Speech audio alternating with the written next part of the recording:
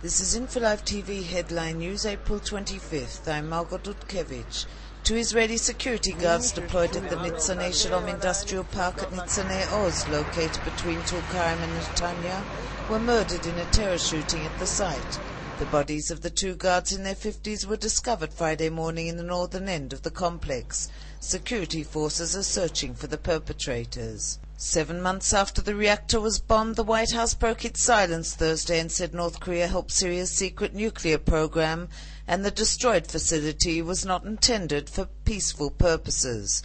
The Syrian regime must come clean before the world regarding its illicit nuclear activities, White House Press Secretary Dana Perino said after the conclusions of briefings that revealed details of the airstrike on the facility last September. Israel's ambassador to the United Nations, Dan Gillerman, called former President Jimmy Carter a bigot on Thursday for meeting with the leader of Hamas in Syria.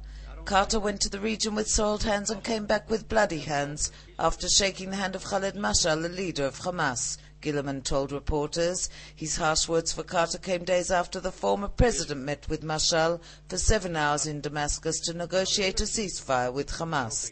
The IDF has tightened regulations on farmers in the Jordan Valley who work along the border with Jordan out of concern that Al-Qaida terrorists might try to kidnap the farmers who work fields that are within Israel but on the other side of the border fence that is visible from the Jordan Valley Highway.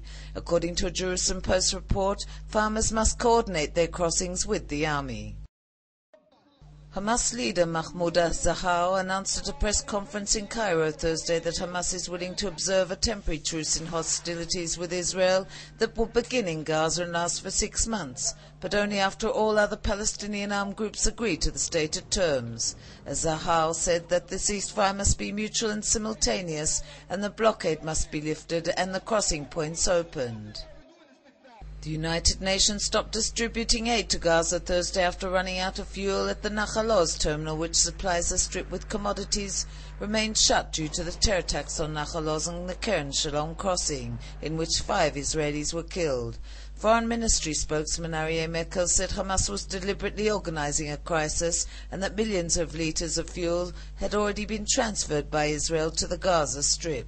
The Tourism Ministry has allocated an initial 2 million shekels to develop rural tourism projects that will add 300 guest rooms in Druze and Cherkessi towns in the Galilee. Developing the tourism industry in the peripheries where 85% of rural tourism is concentrated will help reduce unemployment, the ministry said.